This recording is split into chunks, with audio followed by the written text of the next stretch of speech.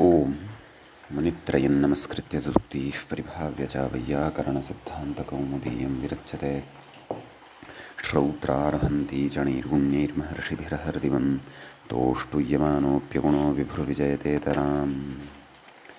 नमः सर्वेभ्यः श्रोतृभ्यः। अस्माभिः गतपाठे यद्यत् पठितं तद् एकवारं स्मरामः। वयं वैयाकरणसिद्धान्तकौमुदी इत्याख्यस्य ग्रन्थस्य तत्र समासस्वरप्रकरणं पठन्तः स्मः।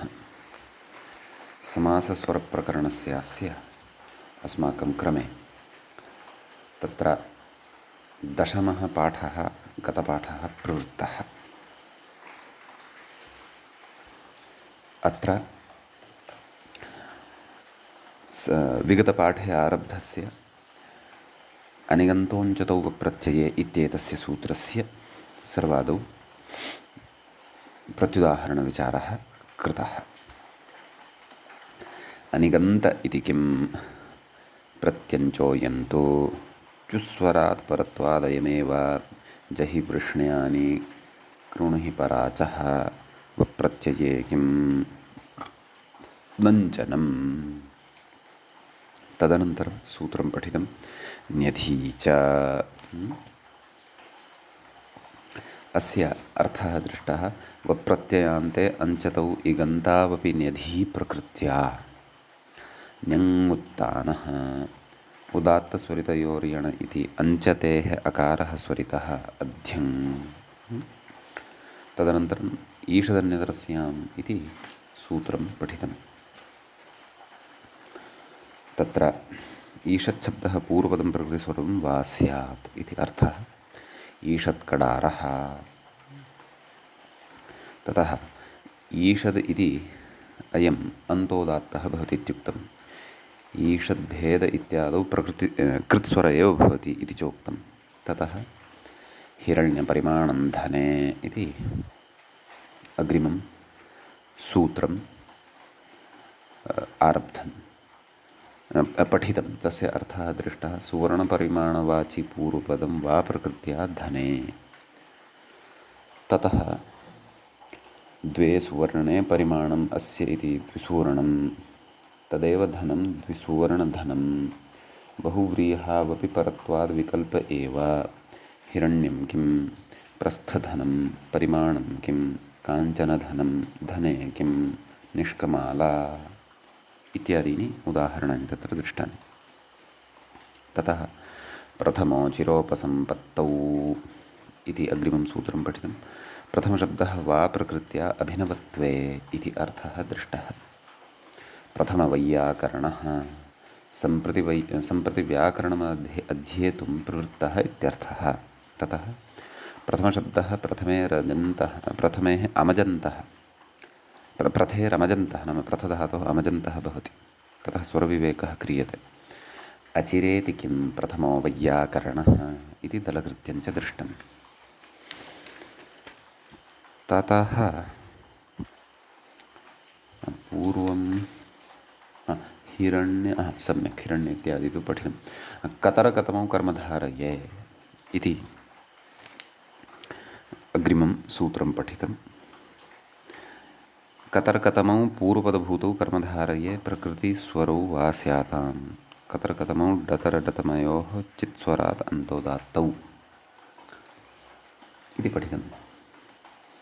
तत्र कतरकठः कतर अपि च कतमकठः इत्यपि भवति। ततः कर्मधारयग्रहणमुत्तरार्थम् इह तु प्रतिपदोक्तत्वादेव सिद्धम् इति तत्र सिद्धान्तः उक्तः। ततः अग्रे सूत्रं पठितम् आर्यो ब्राह्मणकुमारयोः उत्तरपदयोः आर्यः पूर्वपदं प्रकृतिस्वरं वा स्यात् कर्मधारये। आर्यकुमारः आर्यब्राह्मणः। ततः आर्यः ण्यदन्तत्वात्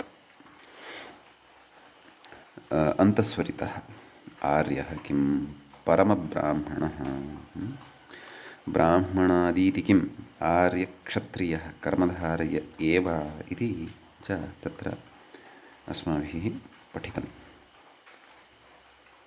ततः अग्रिमं सूत्रं पठितं राजा च इति। तत्र ब्राह्मणकुमारयोः परतः वा प्रकृत्या कर्मधारयी नाम राजन् इति शब्दः विकल्पेन तत्र प्रकृतिभावं नाम पूर्वपदप्रकृतिस्वरत्वं प्राप्नोति। राजब्राह्मणः राजकुमारः इत्युक्त्वा नाम उदाहरणे प्रदाय ततः उक्तं योगविभागः उत्तरार्थः। ततः षष्ठीप्रत्ययेनसि इति अग्रिमं सूत्रं पठितं। षष्ठ्यन्तो राजा प्रत्ययेनसि परे वा प्रकृत्या इति अर्थः दृष्टः। राजप्रत्ययनाः ततः षष्ठी इति किम् अन्यत्र न इति दृष्टं। ततः ते नित्यार्थे तान्ते परे नित्यार्थे समासे पूर्वं वा प्रकृत्या इति अर्थः दृष्टः। नित्यप्रसितः नित्यप्रहसितः इत्यत्र स्वरविवेकः विकल्पेन कृतः। ततः कालाः इति द्वितीयासमासोऽयं नित्यशब्दस्त्यवन्तः आद्युदात्तः हसिते इति धाधादिस्वरेण अन्तोदात्तः नित्यार्थे किं मुहूर्तप्रहसितः इति। तदनन्तरं सूत्रं पठितं ग्रामशिल्पिनी तत्र नाम ग्राम इति शब्दः शिल्पिनिवाचिनि शब्दे परतः विकल्पेन तत् प्रकृतिस्वरत्वं प्राप्नोति। तस्य प्रकृतिस्वरत्वं भवति इति भावः। वा प्रकृत्या इति मूले शेषपूर्णेन सूत्रार्थः उक्तः। ततः ग्रामनापितः इति साधितं। ग्रामशब्दः आद्युदात्तो भवति इति चोक्तं। ततः ग्रामः किं परमनापितः शिल्पिनी किं ग्रामरथ्या इति इमानि च उदाहरणानि पठितानि। ततः राजा च प्रशंसायाम् इति अग्रिमं सूत्रं पठितं। शिल्पिवाचिनि परे प्रशंसार्थं राजपदं वा प्रकृत्या सम्यक्। राजनापितः राजकुलालः प्रशंसायां किं राजनापितः नाम तत्र समासभेदेन प्रशंसार्थोऽपि न भवति इति। शिल्पिनी किं राजहस्ती सम्यक् इति पूर्वपदप्रकृतिस्वरविधानं पठितं। ततः आदिरुदात्तः इति अधिकारः आर्धः। अधिकारोऽयं कुतः नाम अन्तः इति सूत्रमग्रे पठिष्यते 91तमं सूत्रं। ततः पूर्वम् अयम् अधिकारः अन्तर्भवति इति सम्यक् इति तत्र एतावत् इमानि सूत्राणि गते पाठे पठितानि। गतपाठस्य अन्ते व्याख्यापङ्क्तयः इत्थमासन्। ग्रामनापित इति षष्ठी समासः आद्युदात्त इति ग्रसेरा च नित्वात् आद्युदात्तः। राजनापित इति कर्मधारये राजगुणाध्यारोपेण उत्तरपदार्थस्य प्रशंसा। षष्ठी समासे च योग्यतया तस्य प्रशंसा। सहि कर्मणि प्रवीणत्वाद् राजानं प्रति योग्यो भवति। राजार्थमित्युक्ते प्रशंसा गम्यते। आदिरुदात्तः पूर्वपदम् इत्यस्य इह अर्थात् इहार्थात् षष्ठ्या विपरिणामः। सर्वत्र चात्र प्रकरणे पूर्वपदविषये षष्ठ्यर्थे प्रथमा इति एतावत् पर्यन्तं व्याख्याभागः च अस्माभिः गते पाठे पठितः। अयम् अस्मत्क्रमे तत्र 10मः पाठः समासस्वरप्रकरणस्यास्य प्रवृत्तः अभूत्। अधुना तावत् अस्माकं क्रमे समासस्वरप्रकरणस्यास्य 11 पाठः आरब्धः भवति। ततः अग्रिमं सूत्रम् अधुना पठ्यते। व्याख्याता अग्रिमसूत्रं प्रति इङ्गितं करोति सप्तमी इत्युक्त्वा। मूले पश्यामश्चेत् सूत्रं भवति सप्तमी हारिणौ धर्म्ये हरणे इति आदिर्दात्तः इति अधिकाररम्भसूत्रात् अव्यवहितम् अग्रिममेव सूत्रम् इदं भवति। सप्तमी हारिणौ प्रथमाविभक्तेः द्विवचनान्तं भवति, किञ्च धर्म्ये सप्तम्यन्तं भवति, अहरणे इति अपि सप्तम्यन्तमेव भवति।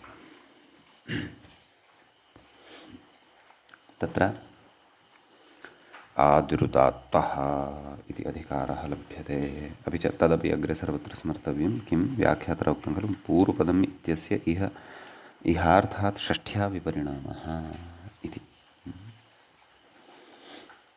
इत्यस्ति। अपि च सप्तमी च हारी च, सप्तमी हारिणौ एवमत्र विग्रहः अवगन्तव्यः। सूत्रार्थः मूले उच्यमानः, ततः पूर्वं व्याख्यात्रा उच्यते, पश्यन्तु। हारीत्यावश्यकेणिनिः, सम्यक्।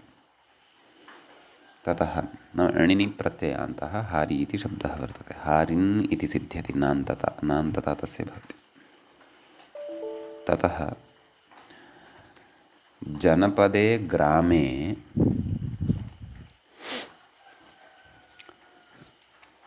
कुले वा परम्परया आयातः सदाचारः धर्मः तस्मात् अनपेतं, नाम न अपेतं तद्धर्म्यं भवति। सम्यक्। धर्मपथ्यर्थन्यायादनपेते, अस्माभिः तद्धितेषु इदं सूत्रं पठितं। तत्र अन्यत्रापि प्रकरणे अस्य सूत्रस्य प्रसङ्गः आगतः। समीचीनं। ततः तदेव कथयति धर्मपथ्यर्थिति यत् तेन, ततः कथयति तेन च प्राप्यम् इत्यर्थे नौवयोधर्म इत्यादिना यत् आचारवशात् अवश्यं कर्तव्यमित्यर्थः। सम्यक्। परन्तु तेन च प्राप्यम् इत्यर्थे नौवयोधर्म इत्यादिना यत् भवति, क्व धर्म्यम् इत्यत्र वा। परन्तु धर्म्यं धर्मपथ्यर्थिति यत् साक्षात् उक्तवानेव खलु। प्राप्यम् इत्यर्थे नौवयोधर्म इत्यादिना यत् इति नागेशेनापि उक्तं वा, पश्यामः। धर्मो नाम ग्रामजनपदकुलेषु परम्परायातः सदाचारः तस्मादनपेतं तेन प्राप्यं वा धर्म्यम् आचारवशादयं कार्यम् इत्यर्थः। तर्हि यत् प्रत्ययविधानं तु धर्मप्रत्यर्थन्यायादनपेते इत्यनेन खलु वाच्यं। तर्हि अस्य नाम व्याख्यातुः विवक्षा एषा भाति, नाम धर्म्यम् इति शब्दः प्राप्यम् इत्यर्थे यदा प्रयुज्यते तदा तु नौवयोधर्म इत्यादिना तत्र यत् प्रत्ययः भवति इति। अस्तु, मूले सूत्रार्थः द्रष्टव्यः। किमुक्तं? सप्तम्यन्तं हारिवाचि च आद्युदात्तं धर्म्ये परे इति। सम्यक्। देयं यः स्वीकरोति सः हारी इत्युच्यते, हरणं करोति। एवं खलु। हरणं नाम इत्यस्य बहवः अर्थाः भवन्ति, नाम तथा चौर्यादिकम् इत्याद्यर्थेन, नाम देयं यत् स्वीकरोति सः हारी इत्युच्यते। धर्म्यम् इत्याचारनीयतं देयं, सम्यक् इत्यस्ति।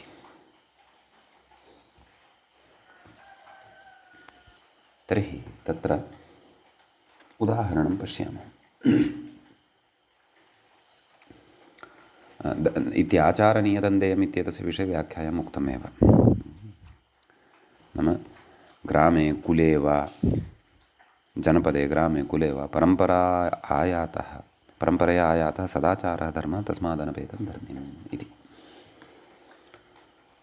तर्हि उदाहरणं किं? मुकुटे कार्षापणम् इत्यस्ति। सम्यक्। संज्ञायाम् इति सप्तमी समासः कारणाम्नि इत्यलुकु कारणाम्नि च प्राचां हलादौ इत्यस्ति खलु।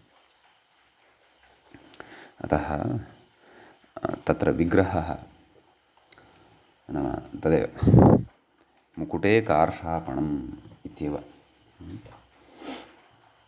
तर्हि प्रकृते उदाहरणस्य समन्वयेन इत्थम् अवगन्तव्यं यत् प्राचीनकाले यः मुकुटं धरति स्म सः तस्य धरणार्थं तत्र करविशेषम् अर्पयति स्म। एवं खलु कार्षापणं रजतमुद्राविशेषः कार्षापणं तद् प्रत्यर्पयति, तद् यच्छति स्म। अतः मुकुटस्य धारणादौ इदं कार्षापणं वर्तते इति भावः। संज्ञायाम् इत्यनेन समासः इत्युक्तमेव। अपि च कारणाम्नि च प्राचां हलादौ कार्षापण इति कारनामत्वं भजते, तत्सर्वं पूर्वं पठितमस्ति अस्माभिः एवं खलु इति भवति। प्रकृते तदेव नाम समासान्तोदात्तस्वरः प्राप्तः भवति, परन्तु सप्तमी हारिणौ धर्मे हरणे इत्यनेन अस्य समासस्य आद्यः अचयः भवति, सः उदात्तः भवति।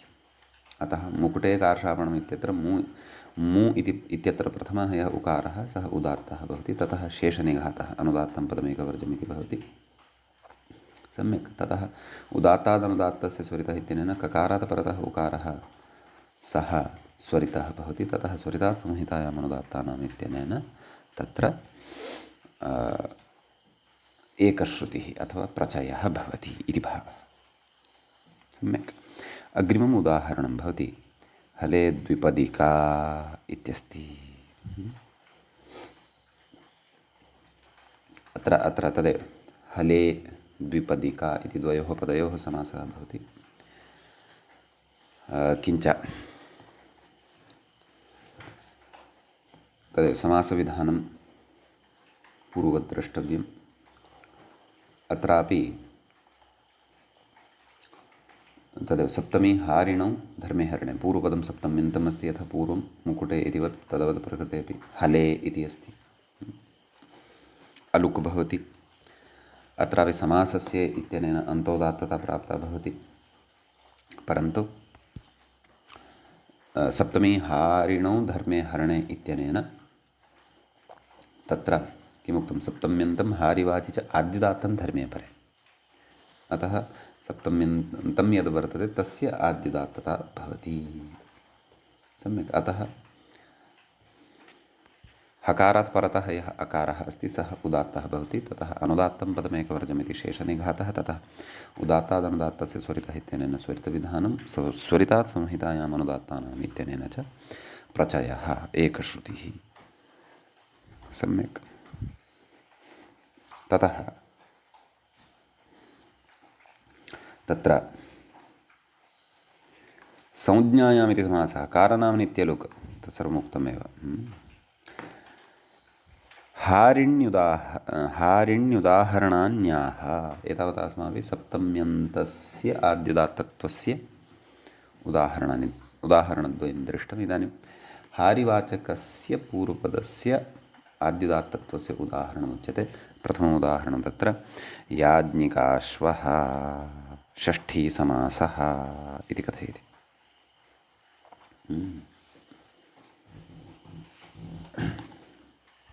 अत्र तदेव नाम यः याज्ञिकः वर्तते तस्य कृते पुरस्कारो वा दक्षिणा वा पुरस्कारत्वेन वा दक्षिणात्वेन वा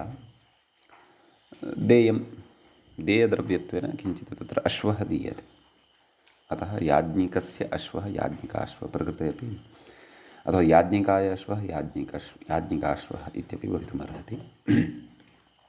अत्रापि समासस्य इति अन्तोदात्तता प्राप्ता, परन्तु प्रकृतसूत्रेण तत्र आद्युदात्तं भवति।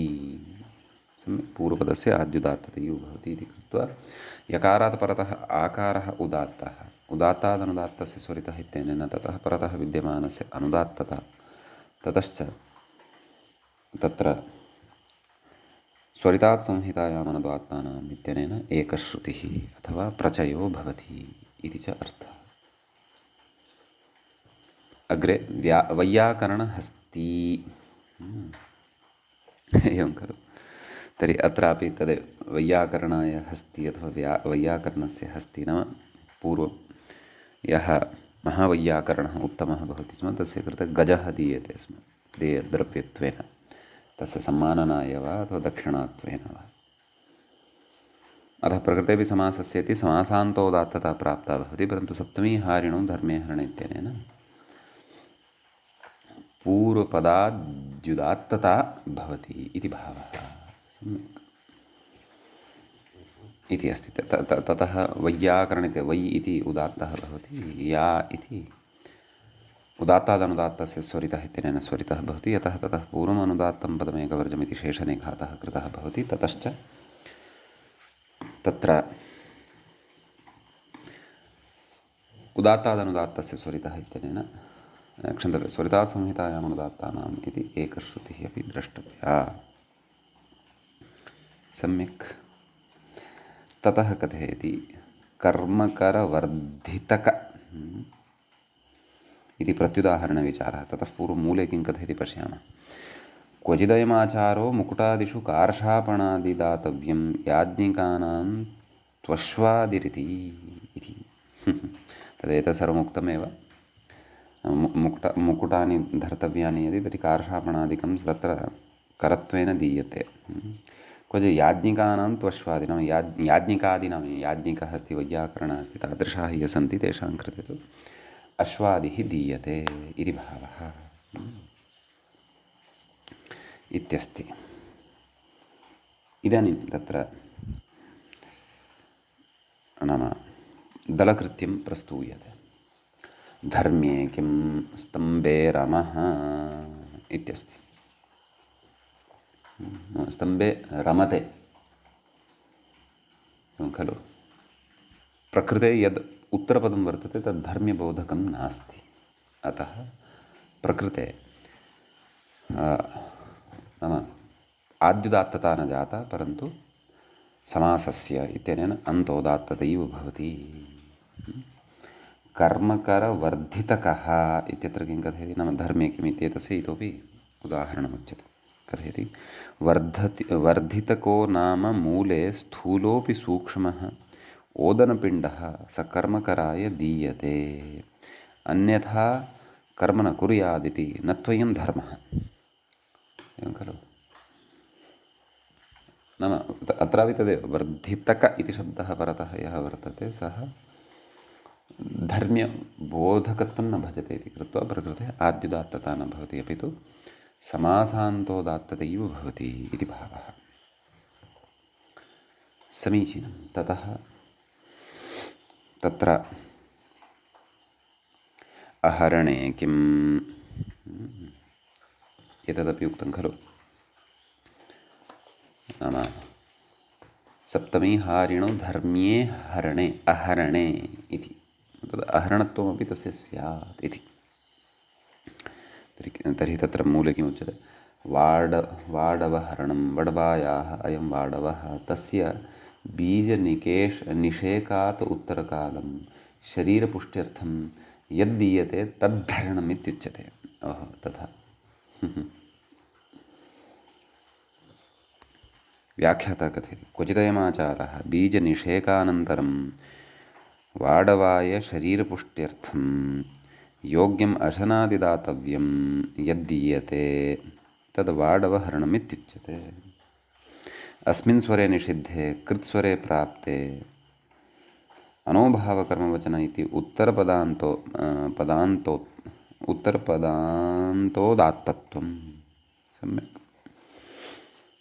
वाडवहरणम् इत्यत्र खलु तद् मूलेपि उक्तं वडवायाः अयं वाडवः तस्य बीजनिषेकादुत्तरकालं शरीरपुष्ट्यर्थं यद्दीयते तद्धरणम् इत्युच्यते। एवं खलु।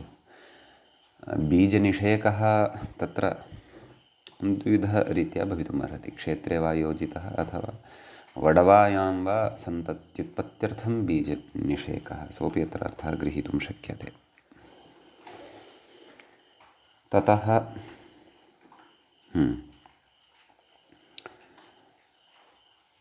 कथयति अत्र इतोपि अस्ति विचारः, तत्र व्याख्याता कथयति। आं तर्हि किं नाम प्रकृते आदिरुदात्तता न भवति इति भावः। कुतः? यतः प्रकृते अहरणत्वं नास्ति, हरणत्वं वर्तते।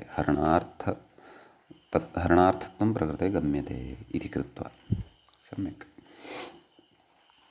व्याख्याता कथयति। ननु परत्वात् एव अयं स्वरः भविष्यति किं प्रतिषेधेन इत्यतः आह परोपीति मूले परोपि कृत्स्वरः हारिस्वरेण बाध्यते इत्यरण इति निषेधेन ज्ञाप्यते। एवं किल? कथयति तेन वाडवहार्यमिति हारिस्वरः सिद्ध्यति। सम्यक्। अत्र हार्यम् इति परतः वर्तते, न तु हरणं परतः वर्तते। अतः परोपि कृत्स्वरः हारिस्वरेण प्रकृते बाध्यते इति तत्र प्रकृतसूत्रे अहरण इति निषेधेन ज्ञाप्यते इति एतावान् अस्ति अत्र विशेषः। अग्रिमं सूत्रम् अधुना वयं पठामः। मूले सूत्रं दृश्यते युक्ते च। युक्ते इति सप्तमी विभक्तेः एकवचनान्तं भवति, च इति अव्ययपदं भवति। तत्र आम् प्रकृते बहुव्रीहौ प्रकृत्या पूर्वपदम् इत्यतः पूर्वपदम् आदिरुदात्तः इति च अधिकारः अत्र लभ्यते।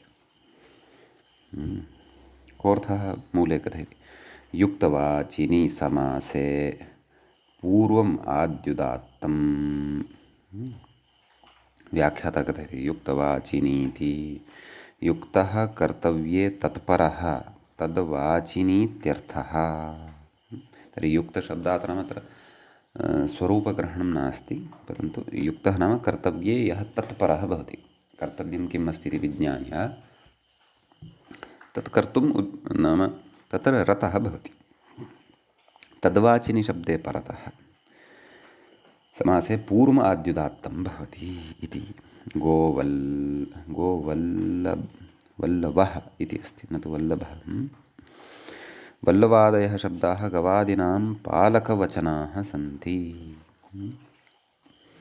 कर्तव्ये तत्परो युक्तः नाम गोः पालकः, गोपालने तत्परः वर्तते यः स बल्लवः। मूले बल्लवः इत्यस्ति। अतः प्रकृते तदेव समासस्य प्रकृते कृतस्वरेण अथवा थाथादिस्वरेण तत्र अन्तोदात्तता या प्राप्ता भवति तस्याः बाधः युक्ते च इत्यनेन क्रियते। पूर्वपद प्रकृति नैव एवं पूर्वपदे विद्यमानः यः आरम्भे स्वरः वर्तते तस्य एव तत्र उदात्तता भवति। ततः शेषनिघातः नाम गो इत्यत्र विद्यमानः ओकारः उदात्तः, ततः शेषनिघातः उदात्तादनुदात्तस्य स्वरितासंहितायाम् अनुदात्तानाम् इत्येतच्च अत्र द्रष्टव्यं भवति। सम्यक्। ततः विभाषा इति अग्रिमसूत्रं प्रति व्याख्याता इङ्गितं करोति। मूले सूत्रं पश्यामश्चेत् विभाषाध्यक्षे इति भवति सूत्रं। तत्र विभाषा इति प्रथमा विभक्तेः एकवचनान्तं भवति, अध्यक्षे इति सप्तमी विभक्तेः एकवचनान्तं भवति। पूर्वपदं प्रकृत्या पूर्वपदं बहुव्रीहौ पूर्वपदं प्रकृत्या तथा न बहुव्रीहौ प्रकृत्या पूर्वपदम् इति खलु सूत्रविन्यासः। ततः प्रकृते तदेव नाम पूर्वपदम् इति अनुवर्तते। आदिरुदात्तः इति अधिकारः तु अस्ति एव। कः सूत्रार्थः मूले स्पष्टत्वात् सूत्रार्थः नोक्तः व्याख्यातारं पश्यामः अध्यक्षशब्दे परे पूर्वपदम् आद्युदात्तं वा स्यात् अग्रे कथयति अध्यक्षशब्दोऽपि समासे युक्तवाच्येवेति पूर्वेण नित्यप्राप्ते विकल्पः अत्र वस्तुतः वाक्ये किञ्चित् परिष्करणमपेक्षितमिति भाति नाम सन्धिकार्ये किम् उक्तवान् अध्यक्षशब्दोऽपि समासे युक्तवाच्य एवेति युक्तवाच्य एव इति वक्तव्यम् इति पूर्वेण नित्ये प्राप्ते विकल्पः केन युक्ते च अतः अत्र विकल्पः उच्यते अतः तत्र प्रकृतसूत्रेण आद्युदात्तता भवति गकारात् परतः अकारः उदात्तः अन्यथा अन्तोदात्तता यथा यथं प्राप्नोति नाम यस्मिन् पक्षे आद्युदात्तता न भवति तस्मिन् पक्षे इति अर्थः अतः गवाध्यक्षः इति अत्र भवति प्रयोगः सिद्धः सम्यक् अग्रे नाम गवाध्यक्षः इत्यत्र स्वरविवेकः भवति सिद्धः अपि च तत्र उभयपक्षे अपि नाम विकल्पं पुरस्कृत्य उभयत्रापि तत्र शेषनिघातः स्वरितविधानम् एकश्रुतिः च अवगन्तव्या अग्रिमसूत्रं प्रति व्याख्याता इङ्गितं करोति पापं मूले पश्यामश्चेत् सूत्रं भवति पापञ्च शिल्पिनी इत्यस्ति पापम् इति प्रथमान्तं च इति अव्ययं शिल्पिनी इति सप्तमी विभक्तेः एकवचनान्तं च भवति बहुव्रीहौ प्रकृत्या पूर्वपदमित्यतः पूर्वपदमित्यनुवर्तते विभाषाध्यक्ष इत्यतः विभाषा इत्यनुवर्तते आदिरुदात्तः इति च अधिकारः अत्र सम्पद्यते व्याख्यातारं पश्यामः किं कथयति पापमिति स्वरूपग्रहणं शिल्पिनीत्यर्थग्रहणं व्याख्यानात् लक्ष्यानुरोधेन एतादृशः अर्थः क्रियते शिल्पिवाचिनि परे पापशब्दः पूर्वपदम् उदात्तं वा स्यात् इति नाम पाप इति शब्दः पूर्वपदत्वेन यदि अस्ति तर्हि तस्य उदात्तविधानं विकल्पेन भवति इति भावः तर्हि तत्र उदाहरणं पश्यामः पापनापितः इत्यस्ति सम्यक् तत्र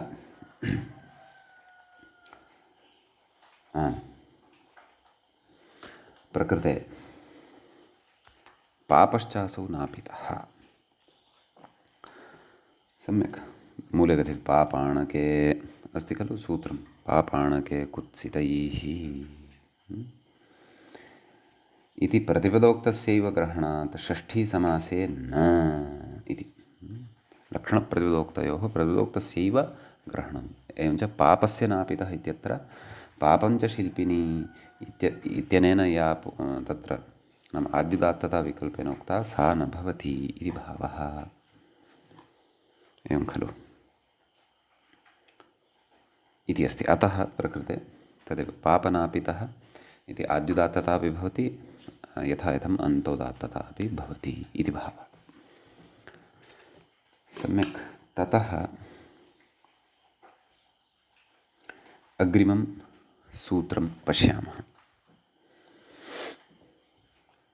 अग्रे भवति सूत्रं व्याख्याता इङ्गितं करोति गोत्रान्ते वासी मूले पश्यामश्चेत् गोत्रान्ते वासी माणवब्राह्मणेषु क्षेपे इति भवति सूत्रम् सूत्रस्य पदच्छेदः द्रष्टव्यः गोत्रान्ते वासी माणवब्राह्मणेषु इति सप्तमीविभक्तेः बहुवचनान्तं भवति क्षेपे इति चापि सप्तमीविभक्तेः एकवचनान्तं भवति गोत्रञ्च अन्तेवासी च माणवश्च ब्राह्मणश्च गोत्रान्तेवासी माणवब्राह्मणाः तेषु गोत्रान्तेवासी माणवब्राह्मणेषु सम्यक् आदिरुदात्तः इत्यनुवर्तते बहुव्रीहौ प्रकृत्या पूर्वपदम् इत्यतः पूर्वपदम् इति च अनुवर्तते सम्यक् ततः कः सूत्रस्य अर्थः स्पष्टत्वात् मूले नोक्तः व्याख्यातारं पश्यामः गोत्रवाचिनि अन्तेवासिनि च उत्तरपदे माणवब्राह्मणयोश्च परतः क्षेपवाचिनि समासे पूर्वपदम् आद्युदात्तं स्यात्। नाम परतः गोत्रवाचकशब्दः, अन्ते वासिवाचकशब्दः, माणवशब्दः, ब्राह्मणशब्दः एतादृशाः उत्तरपदत्वेन भवति तर्हि पूर्वपदस्य आदिरुदात्तः भवति इति भावः। उदाहरणानि पश्यामः। भार्या सौश्रुतः इत्यस्ति। कथयति भार्या सौश्रुतः सन् सुशृणोति इति सुश्रुत एवं खलु।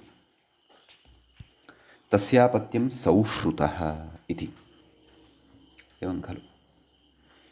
तर्हि प्रकृते कथं विग्रहः नाम तत्र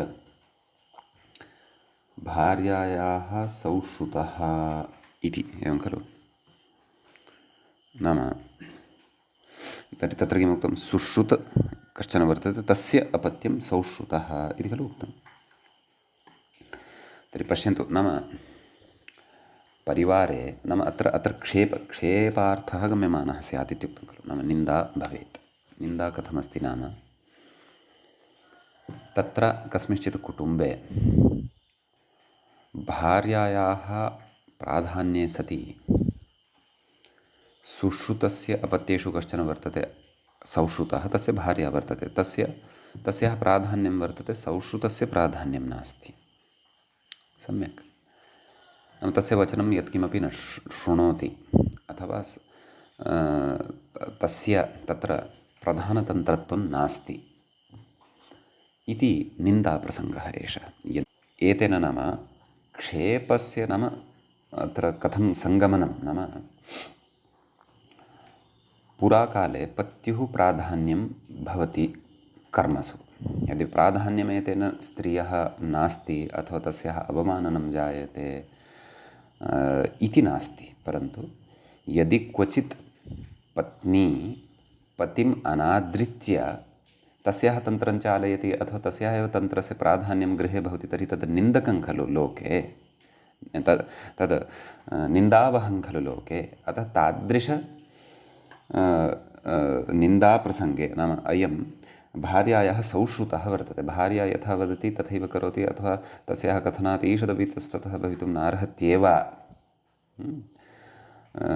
ततः सङ्गतम् असङ्गतम् इति न अवलोक्यते एव, परिवारे पक्षपातादिकं सर्वम् आरभ्यते इति तादृशक्षेपः प्रकृते वर्तते इति कृत्वा प्रकृते समासान्तस्वरः अथवा स्वरान्तरं यत्किमपि प्राप्तं भवति तन्न भवति, परन्तु पूर्वपद आद्युदात्तता एव प्रकृते भवति इति भावः। सम्यक्। एवञ्च भा इत्यत्र यः आकारः सः उदात्तः, र्या इत्यत्र विद्यमानः यः आकारः सः स्वरितः, अपि च स्वरितात् संहितायाम् अनुदात्तानाम् इत्यनेन तत्र प्रचयः एकश्रुतिः च यथम् अवगन्तव्या। सम्यक्। ततः मूले किं कथयति सुश्रुतापत्यस्य भार्या प्रधानतया क्षेपः तदेव तत्र समन्वयनम् उक्तमेव। व्याख्याता कथयति भार्या प्रधानतयेति भार्या प्रधानः सौश्रुतः इति शाकपार्थिवादित्वात् उत्तरपदलोपी समासः इति दर्शयति। सम्यक्। एवं रीत्या अत्र समासव्यवस्था अवगन्तव्या। उत्तरपदलोपी एव युज्येत। दक्षेण प्रोक्तं दाक्षं तदधिहिते दाक्षः तद् अग्रिम तत्र उदाहरणविषये अस्ति। ततः पूर्वमत्र नैव सत्यं मूले उक्तवान् खलु अन्तेवासी इति उदाहरणं न भवति। अन्तेवासी एतदनन्तरम् उदाहरणमुच्यते इति अवगन्तव्यं। नाम अन्ते तत्र उक्तं खलु नाम गोत्रवाचके शब्दे परतः अन्तेवासिनि च शब्दे परतः गोत्रव्यवस्था च तद्धितेषु अस्माभिः पठिता वर्तते। सम्यक्। क्व तत्र शास्त्रीयं गोत्रं गृह्यते, क्व च प्रवराध्यायोक्तः गोत्रविशेषः उच्यते इति सर्वं वयं पूर्वं तद्धितेषु स्पष्टीकृत्य कृत्य आगताः स्मः। समीचीनम्। आम्, इदानीम् अग्रे किमुच्यते? अन्तेवासी अन्तेवासीवाचके शब्दे परतः तत्र नाम उदाहरणम् उच्यमानं वर्तते। कुमारी दाक्षाः इत्यस्ति। तर्हि अत्र कुमारी इति पूर्वपदं भवति। अन्तेवासीवाचकत्वम्, अन्तेवासी नाम शिष्यः इति ज्ञायते किल, तादृशशब्दः परतः वर्तते दाक्ष इति। सम्यक्। दक्षेण प्रोक्तं दाक्षं तदधीते दाक्षः, अतः अन्तेवासीवाचकः अयं दाक्षशब्दः वर्तते। तत्र कुमारी दाक्षाः अत्रापि विग्रहः नाम अत्रापि तत्र किमित्युच्यते, उत्तरपदलोपः एव द्रष्टव्यः। मूले पश्यन्तु, ओदनपाणिनीयाः इत्यपि भवति। अतः किं कथयति, व्याख्यातः किं कथयति पश्यन्तु। तत्र कुमार्यादिलाभकाम इति मूले पश्यामः। कुमार्यादिलाभकामाः ये दाक्ष्यादिभिः प्रोक्तानि शास्त्राणि अधीयते ते एवं क्षिप्यन्ते, एवं खलु। तत्र एवं क्षेपः भवति इति भावः। नाम कुमारिकामाः दाक्षाः ओदनपाणिनीयाः इत्यत्रापि तथैव, ओदनकामाः पाणिनीयाः, एवं खलु। तत्र नाम अत्र क्षेपः कथं गम्यमानः अस्ति सः अवगन्तव्यः। तन्नाम इदानीं कुमारी लभ्येत, तदर्थं दक्षेण प्रोक्तं यत्किमपि अस्ति तत् पठनीयं। श्रद्धा नास्ति, नाम दाक्षं शास्त्रं पठनीयम् अथवा पठित्वा ज्ञानार्जनं करणीयं, न न न न न तथा न। परन्तु दक्षस्य शास्त्रं येन पठितं भवति तस्मै लोके कुमारी दीयते।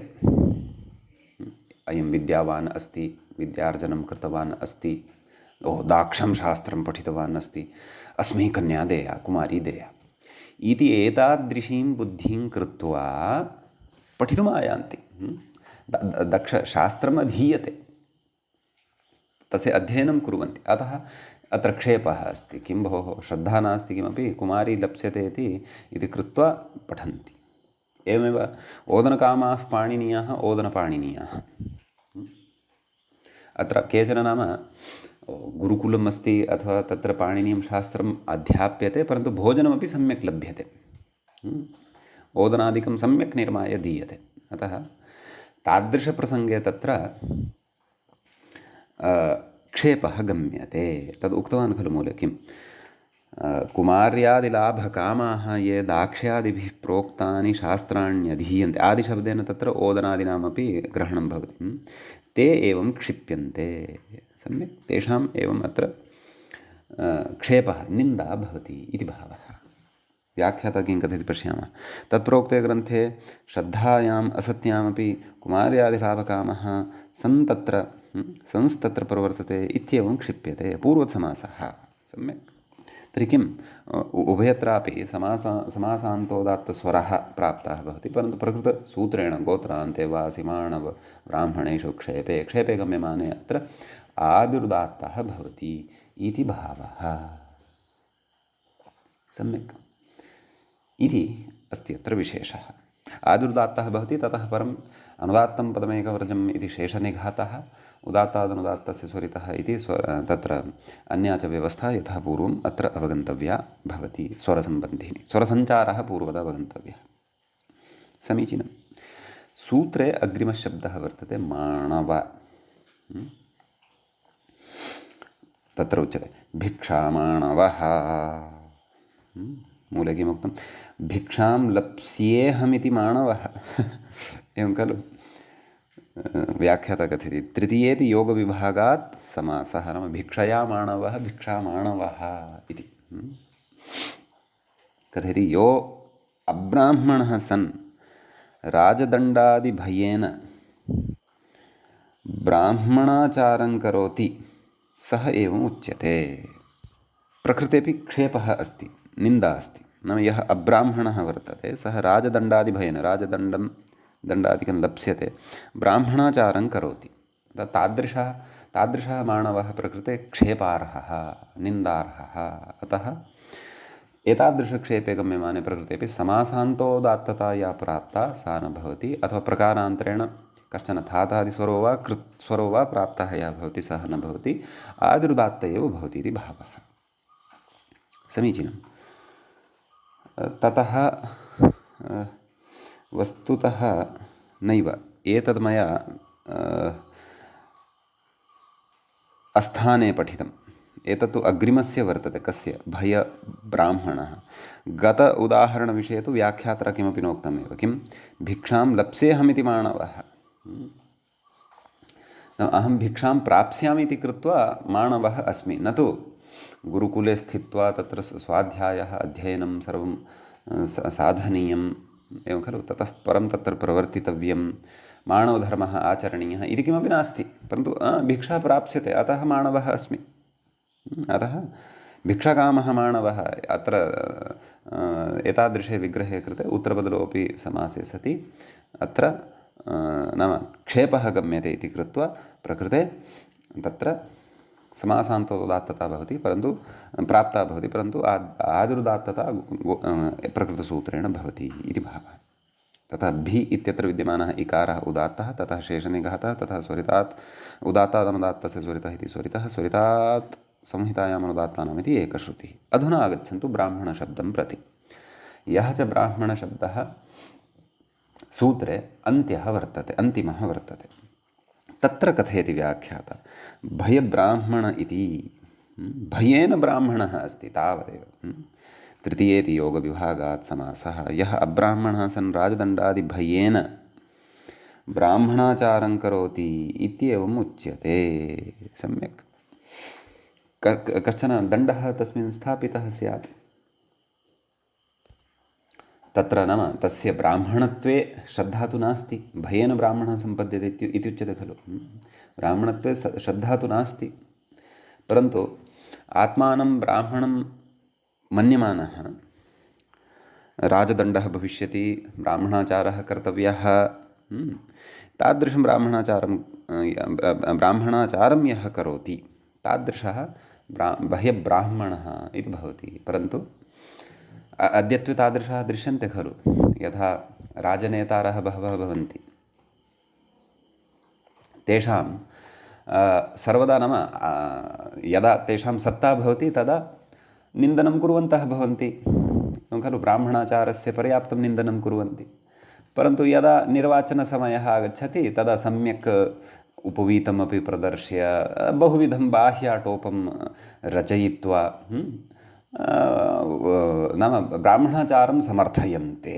अतः तादृशाः भयब्राह्मणाः दृश्यन्ते बहवः लोके। अतः क्षेपः गम्यते, निन्दा गम्यमाना अस्ति। अतः समासान्तोदात्तस्वरः यः प्राप्तः सः न भवति, परन्तु आदिरुदात्त एव भवति इति अत्र विशेषः अस्ति। तर्हि पश्यन्तु कथं समासस्वरे अर्थगतं रहस्यं भवति एकस्य स्वरस्य एव विधानेन अथवा स्वरस्य एव परिवर्तनेन। समीचीनम्। इमानि उदाहरणानि प्रस्तुतानि। ततः तत्र दलकृत्यम् इदानीम् उपस्थाप्यमानं वर्तते। गोत्रादिषु किं नाम गोत्रान्ते वासिमाणवब्राह्मणेषु इति परिगणनं खलु कृतं वर्तते। तत् कुतः उच्यते? दासीश्रोत्रियः अत्र क्षेपः अस्ति एवं खलु, परन्तु गोत्रादिषु विद्यमानः शब्दः प्रकृते परतः नास्ति। प्रकृते अपि उत्तरपदलोपः कश्चन द्रष्टुं शक्यते। दासीकामः श्रोत्रियः, नाम श्रोत्रियः तु अस्ति, श्रोत्रियधर्मः सर्वोपि आचरितः, परन्तु दास्याः कामनां करोति। अतः क्षेपः अस्ति, सर्वम् अस्ति, परन्तु अत्र परिगणितेषु गोत्रादिषु श्रोत्रियशब्दः उत्तरपदभूतः नान्तर्भवति इति कृत्वा आदिरुदात्तः अत्र न सम्भवति। यथा यथम् अन्तोदात्तता प्रकृते ज्ञेया समासस्य इत्यनेन सूत्रेण। ततः कथयति क्षेपे किं परमब्राह्मणः परमश्चासौ ब्राह्मणः प्रकृते तु क्षेपार्थः न गम्यते। यद्यपि ब्राह्मणशब्दः परतः अस्ति, अन्याः सर्वाः अपि योग्यताः प्रकृते आदिरुदात्ततायै अपेक्षिता सा सर्वापि अस्ति, परन्तु एकैव नास्ति। का क्षेपार्थः अत्र गम्यमानः नास्ति। अतः आदिरुदात्तता न भवति, परन्तु अन्तोदात्ततैव प्रकृते अवगन्तव्या इति एतत् सूत्रगतः विशेषः भवति। अग्रिमं सूत्रम् अधुना वयं पठामः। व्याख्याता अग्रिमसूत्रं प्रति इङ्गितं करोति, कथयति अङ्गानि। मूलं पश्यामः चेत् तत्र सूत्रं भवति अङ्गानि मयिरेये इति। अङ्गानि इति प्रथमाविभक्तेः बहुवचनान्तं पदं भवति। मयिरेये इति सप्तमीविभक्तेः एकवचनान्तं भवति। बहुव्रीहौ प्रकृत्या पूर्वपदमित्यतः पूर्वपदमित्यनुवर्तते। आदिरुदात्तः इति अधिकारस्तु प्रवर्तत एव। सम्यक्। कः नाम मयिरेयः तद् कथयति मूले किं मद्यविशेषः मयिरेयः इति। सम्यक्। तर्हि तत्र व्याख्याता कथयति अङ्गम् आरम्भकं बहुवचनं स्वरूपविधिनिरासार्थं एवं खलु। अग्रे सूत्रार्थः उक्तः खलु मयिरेय शब्दे उत्तरपदे तदर्थारम्भकवाचिनि पूर्वपदानि आद्युदात्तानि स्युः। वाचीनि किमुक्तं मयिरेय शब्दे उत्तरपदे तदर्थारम्भकवाचीनि उत्तरपदानि पूर्वपदानि आद्युदात्तानि स्युः इति विशेषः। नाम मद्यविशेषार्थे प्रयुज्यते यः मयिरेय इति शब्दः सः उत्तरपदत्वेन यदि भवति पूर्वपदं च अङ्गवाचित्वं यदि भजते अङ्गवाचकत्वं च कीदृशं तत्र अवधेयः अंशः अस्ति अयं। तदर्थारम्भकवाचीनि पूर्वपदानि अत्र अङ्गशब्देन अवगन्तव्यानि। सम्यक्। तद् उदाहरणेन इतोपि स्फुटीभविष्यति। नाम उदाहरणे यदा सूत्रार्थस्य समन्वयनं करिष्यते। मधुमयिरेयः इत्यस्ति। मधुविकारस्य तस्य मध्वङ्गं प्रकृते मधुनः मयिरेयः इति विग्रहः कर्तव्यः। मधोः विकारस्य अङ्गभूतं यद्भवति तद् मधुमयिरेयः इत्युच्यते।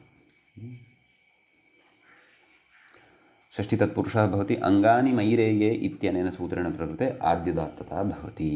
सम्यक्। ततः तत्र मधुमयिरेयः इति यः प्रयोगः साध्यते तत्र मकारात् परतः विद्यमानः अकारः उदात्तः, ततः अनुदात्तं पदमेकवर्जमिति एकशेषः, उदात्तादनुदात्तस्य स्वरितः इति स्वरितः, स्वरितात् संहितायाम् अनुदात्तानाम् इति एकश्रुतिः च भवति। किमुक्तं मधुविकारस्य तस्य मध्वङ्गम् इति कथ्यते। नाम मध्वङ्गविशेषः अत्र मधुमयिरेय इति शब्देन अवगन्तव्यः। व्याख्याता किं कथयति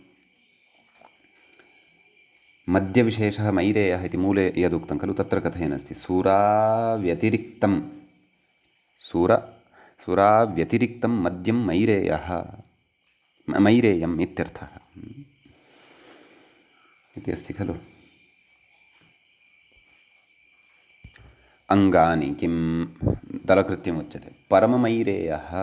सम्यक्। अत्र परमश्चासौ मयिरेयः इति भवति। नाम मधुप्रकृते मयिरेयस्य निर्माणाय अङ्गत्वेन अपेक्षितं यद् भवति तन्नास्ति। यतः सूत्रार्थं भवन्तः पश्यन्ति खलु किं मयिरेयशब्दे उत्तरपदे तदर्थारम्भकवाचीनि पूर्वपदानि। तर्हि मधुमयिरेय इत्यत्र मधुशब्दः यः पूर्वपदभूतः वर्तते सः तु तदर्थारम्भकवाचित्वं भजते। प्रकृते तथा नास्ति। प्रकृते परमशब्दः मयिरेय इत्येतस्यैव विशेषणभूतः वर्तते। अतः तत्र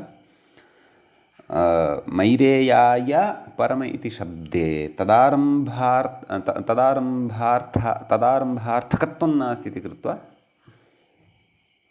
समासः न भवति इति भावः। क्षन्तव्यः, समासः इति न आदिरुदात्तता न भवति इति, परन्तु समासस्य इति अन्तोदात्ततैव भवति इति भावः। प्रत्युदाहरणद्वारा इतोपि उदाहरणस्य अर्थः प्रकृते स्पष्टतां याति। समीचीनम् इत्यस्ति। अग्रे किमुक्तं, मैरेये किं पुष्पासवः। सम्यक्। अत्र पूर्वपदं तदारम्भकवाचित्वं भजते। नाम पुष्पैः निर्मितः आसवः अथवा आसवः अयं वर्तते, तस्य आरम्भाय अथवा तस्य निर्माणाय इमानि अत्र पुष्पाणि वर्तन्ते। परन्तु मैरेयशब्दः परतः नास्ति इति कृत्वा प्रकृते आदिरुदात्तः न भवति, अपि तु समासस्य इति अन्तोदात्ततैव प्रकृते भवति इति भावः। सम्यक्। इति अङ्गानि मैरेये इति सूत्रगतः विशेषः भवति। अन्यानि अपि उदाहरणानि अत्र यथं द्रष्टुं शक्यानि। सम्यक्। ततः अग्रिमं सूत्रमधुना पश्यामः। व्याख्याता अग्रिमसूत्रं प्रति इङ्गितं करोति, कथयति भक्ताख्या, मूले पश्यामश्चेत् भक्ताख्यास्तदर्थेषु, एवं खलु। तत्र भक्तस्य आख्याः भक्ताख्याः, षष्ठी प्रथमाविभक्तेः एकवचनान्तं भवति, षष्ठी तत्पुरुषसमासश्च प्रकृते भवति। तदर्थेषु इति सप्तमीविभक्तेः बहुवचनान्तं भवति। सम्यक्। आदिरुदात्तः इति अधिकारः सम्बध्यते बहुव्रीहौ प्रकृत्या पूर्वपदमित्यतः पूर्वपदम् इति च लभ्यते। सम्यक्। तत्र व्याख्याता किं कथयन्नस्ति इति पश्यामः। अन्नवाची पूर्वपदम् आद्युदात्तं स्यात् तदर्थेषु उत्तरपदेषु। सम्यक्। उदाहरणे स्पष्टी भविष्यति। नाम पूर्वपदम् अत्र अन्नवाचकम् अपेक्षितम्, अन्नार्थवाचकशब्दः प्रकृते उत्तरपदत्वेन अपेक्षितः। सम्यक्। अग्रे कथयति, अत्र बहुवचननिर्देशादेव स्वरूपविधिनिरासे, नाम स्वरूपत्वं यथा गतसूत्रे अस्ति तद्वत् प्रकृतेपि अस्ति। शब्दस्य स्वस्य रूपं न गृह्यते, परन्तु तदर्थवाचकः शब्दः गृह्यते। कथयति, निरासे सिद्धे आख्याग्रहणं भक्ष्यविशेषवाचिनां भिक्षादीनां ग्रहणार्थम्। भक्ष्यविशेषवाचिनामेव भिक्षादीनां प्रकृते ग्रहणं कर्तव्यम्, अन्यथा पर्यायाणामेव अन्नादीनां ग्रहणं स्यात्, तत्तु न भवेत् इति भावः। भिक्षाकंसादयः षष्ठीसमासाः, भिक्षायाः कंसः इति तत्र षष्ठीसमासः प्रकृत उदाहरणेषु अवगन्तव्यः। कथयति, तादर्थे चतुर्थीसमासः तु न भवति, प्रकृतिविकारः एव तस्य इष्टत्वात्। एवं खलु। नाम प्रकृतिविकारे एव तस्य इष्टत्वात्, प्रकृतिविकारप्रसङ्गः नास्ति, अतः तादर्थे चतुर्थी एषा नास्ति, षष्ठीसमासः एव एषु उदाहरणेषु वर्तते इति भावः। सम्यक्। तर्हि तत्र मूले कथयति किं, भक्तम् अन्नं, भिक्षादयो अन्नविशेषाः, किमुक्तं मूले, भक्तम् अन्नं, तावदेव। भिक्षाकंसः, भाजीकंसः, तदनन्तरम् उक्तवान् भिक्षादयः अन्नविशेषाः, भिक्षादयः प्रकृते अन्नविशेषाः वर्तन्ते। एवमेव भाजी, तर्हि पश्यन्तु, भाजी शब्दः अपि संस्कृतशब्दः वर्तते, परन्तु ईषदरसभेदः भवति, क्षन्तव्यः, ईषद अर्थभेदः भवति। वर्तमाने लोके भाजीशब्दः यः प्रयुज्यते, यस्मिन् अर्थे प्रयुज्यते, तदपेक्षया भाजीशब्दः ईषद् भिन्नः भवति। नाम अन्ननिर्माणसमये तस्य रसविशेषः श्वेतवर्णीयः निर्गच्छति खलु, सः भाजी इत्युच्यते। अतः उभयत्रापि किं भिक्षायाः कंसः भाज्याः कंसः इति सूत्रार्थस्य तत्र सङ्गतिः भवति किल। किमुक्तं तत्र अन्नवाची पूर्वपदम् आद्युदात्तं स्यात् तदर्थेषु उत्तरपदेषु इति किल। अतः भिक्षाकंसः इत्यत्र अन्नवाचकत्वं भजते पूर्वपदं, तदर्थवाचकत्वं कंसः, एवं भाजिकंसः इत्यत्रापि सम्यक्। अत्रापि तदेव पूर्वपद समासस्य इति अन्तोदात्तता यथा यथं प्राप्ता भवति, परन्तु प्रकृते नाम तत्र आदिरुदात्तता एव भवति इति भावः। एवं खलु, पूर्वम् उदात्तं भवति। अतः भी इत्यत्र उदात्तः, ततः शेषनिघातः, ततः स्वरितः, ततः एकश्रुतिः। भाजिकंस इत्यत्र भा इत्यत्र उदात्तः, ततः शेषनिघातः, ततः स्वरितः, ततः एकश्रुतिः। भक्ताख्याः किं समाशशालयः इति, समशनं समाशः इति क्रियामात्रमुच्यते। समशनक्रिया एव अत्र उच्यमाना वर्तते, सम्यक्। न तु प्रकृते समासशब्दस्य भक्ताख्यात्वं भक्तत्वं वर्तते। एवं खलु। नाम अन्नवाचकः शब्दः समशनिशब्दः नास्ति इति भावः। अग्रे गच्छति समशनं समासति क्रियामात्रमुच्यते। अग्रे प्रत्युदाहरणं तदर्थेषु किं भिक्षाप्रियः, एवं खलु। भिक्षायास्तदर्थेषु इति प्रकृते प्रियशब्दः परतः यः वर्तते सः तदर्थवाचकः नास्ति।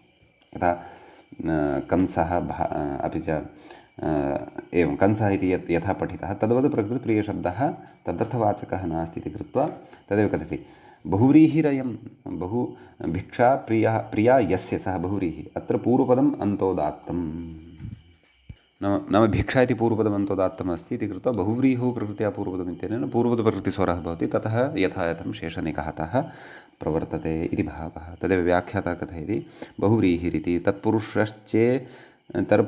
तत्पुरुषश्चेत् अन्तोदात्तः, परन्तु प्रकृते बहुव्रीहिः अस्ति इति भावः। सम्यक् इति एतावान् विशेषः एतत् सूत्रगतः भवति। अग्रिमं सूत्रमादाय अग्रिमे पाठे उपस्थिताः भविष्यामः। अद्यतनपाठः अत्रैव उपसंह्रियते। मङ्गलं कुर्मः।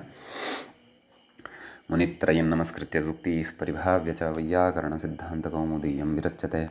श्रौत्रार्हन्ति च नैर्गुण्यैर्महर्षिभिरहरदिवन्तोऽष्टुय्यमानोऽप्यगुणो बिभ्रविजयतेतराम्। एवञ्च समासस्वरप्रकरणस्यास्य अस्माकं क्रमे एषः 11 पाठः सम्पन्नताङ्गतः। नमः सर्वेभ्यः श्रोतृभ्यः भवद्भ्यः।